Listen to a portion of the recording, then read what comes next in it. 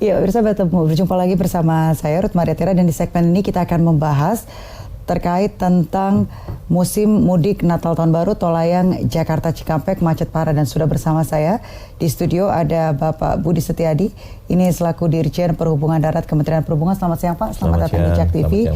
Dan juga Bapak Bambang Istianto, ini selaku pengamat transportasi. Selamat siang Pak, selamat datang di Jak TV. Assalamualaikum warahmatullahi wabarakatuh. Waalaikumsalam. Saya ke Pak Bambang dulu. Pak Bambang, ini melihat seperti apa sih euforia begitu orang-orang yang pengen menggunakan tol Japek sendiri. Pak Bambang sudah mencobanya? Ya, saya sendiri secara pribadi memang belum. Tetapi secara informasi setiap hari saya lewat situ karena kantor saya di Cibitung. Baik. Jadi ketika saya mencoba ya tentunya kelewatan harus ke timur balik lagi. Baik, kan, baik. gitu. Namun seperti apa sih menurut pengamatan Pak Bambang sendiri begitu terkait tol layang Japek yang baru diberlakukan ini begitu Pak? Jadi kalau ini kan sebetulnya sebagai salah satu solusi daripada kemacetan di Jakarta Cikampek yang selama ini sudah berpuluh tahun gitu ya. Sehingga ini ya secara teori transportasi sebenarnya peningkatan kapasitas. Ya, peningkatan kapasitas ini salah satunya adalah melalui flyover, underpass dan seterusnya. Nah, ini pilihan pemerintah untuk jalan tol adalah jalan layang. Nah, ini sesungguhnya merupakan sesuatu yang sungguh mengembirakan. Artinya bahwa jalan tol layang ini yang pertama di Indonesia, paling terpanjang, dan ini merupakan salah satu hadiah untuk masyarakat yang mau berlibur Natal dan Tahun Baru sebetulnya. Tetapi memang jalan tol ini harus dijamin oleh pemerintah bahwa itu adalah safe. Itu kata kunci di situ pertama. Baik. Saya ke Pak Budi. Pak Budi, ini menurut Pak Budi sendiri peran dari tol layang Jakarta Cikampek ini dalam mengurai kepadatan lalu lintas yang terjadi, kemudian sempat ada ditutup begitu atas karena macet total, itu seperti apa sih Pak? Ya baik, terima kasih. Sebenarnya disampaikan Pak Bambang tadi bahwa itulah untuk meningkatkan kapasitas jalan tol yang selama ini memang dari Jakarta Cikampek itu agak menurun dengan tingginya kendaraan, yang volume kendaraan terutama dari Jakarta ke arah Jawa Tengah maupun yang Jakarta ke Bandung. Sebetulnya pada hari Minggu ya, saya coba secara flashback ke belakang. Hari Minggu itu kita mulai dilaksanakan operasional. Saya juga berada di lapangan sampai dengan malam. Saya coba mengamati bagaimana perilaku masyarakat yang akan masuk ke tol elevated dan juga bagaimana selama di atas dan juga pada saat menurun itu. Yang pertama, pada saat saya sudah sampaikan saat itu, saya juga minta kepada semua yang hadir untuk kita sama-sama melihat, mengevaluasi terhadap bagaimana kinerja dari Jakarta Cikampek elevated ini. Kemudian ada beberapa temuan, tapi menurut saya temuannya masih minor lah ya, karena memang cukup juga kita lakukan penataan, treatment sedikit langsung bisa selesai. Yang pertama temuannya adalah pada saat jalan masuk itu penerangan jalan kurang, kemudian marka juga mungkin masih banyak yang harus kita lengkapi kembali. Itu kemudian juga membuka water barrier dengan concrete barrier yang ada di sepanjang pintu masuk ke tol elevated. Dan berikutnya adalah menyangkut masalah RPPJ yang dipasang oleh Jasa Marga yang kemudian harus lebih terang lagi, dan itu sudah ditindaklanjuti. Kemudian pada persoalan berikutnya, kemarin yang terjadi ada sedikit mungkin hambatan lah ya, barangkali terkait kinerja dari tol elevated ini, di mana pada saat bersamaan itu ada puncak arus mudik, kemudian banyak kendaraan yang memilih ke tol elevated karena memang banyak masyarakat ingin pengalaman baru seperti apa menggunakan jalan tol panjang 38 km, kemudian tidak ada rest area dan sebagainya.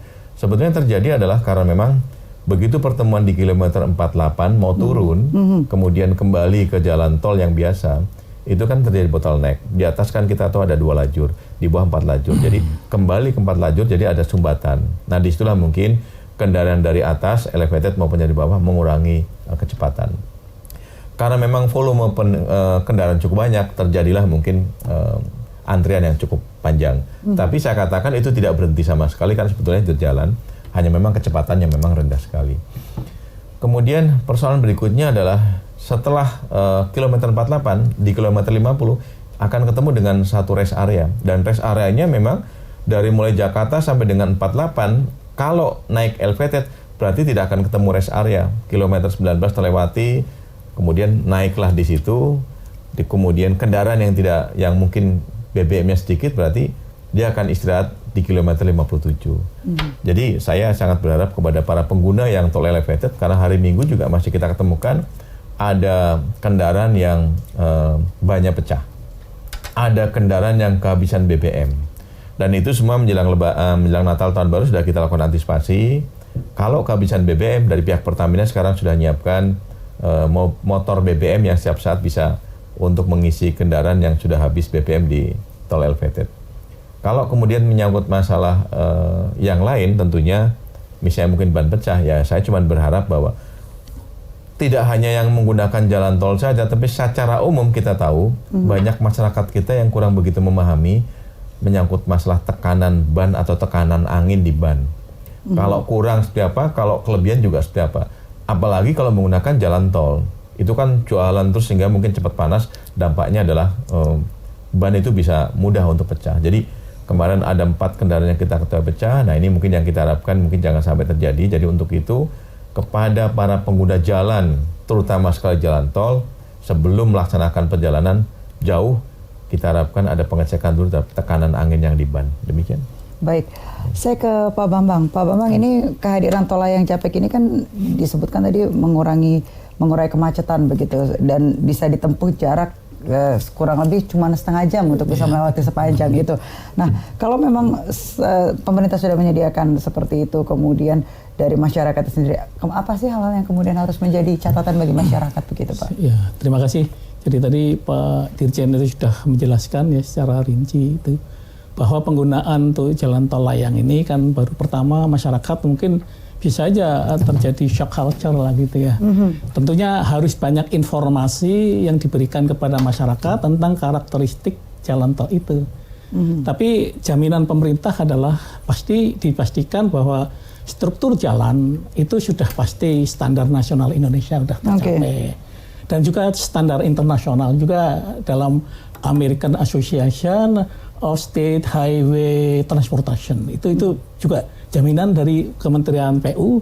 Dari situ kemudian kan pasti kewenangan itu kan diserahkan kepada Kementerian Perhubungan melalui Pak Dirjen, dan Pak Dirjen memastikan bahwa itu layak. Nah, itu pasti demikian kan, seperti itu. Nah, itu artinya bahwa informasi penting bagi masyarakat agar supaya ketika tadi Pak Dirjen mengatakan perilaku masyarakat untuk menggunakan tol itu sudah ready, artinya baik kendaraannya maupun apanya. Nah, sebanyak mungkin menjelang akan tahun baru dan Natal dan tahun baru, secepatnya transfer informasi melalui media massa dan medsos itu saya kira bisa dijangkau itu. Nah, karena karakteristiknya itu kan bahwa pasti struktur jalan itu dan didesain sudah pasti geometriknya juga pasti akan terpenuhi itu ya. Jadi saya yakin itu. Nah, tinggal pemerintah meyakinkan kepada masyarakat bahwa silahkan gunakan jalan itu ketika Anda akan ada kepentingan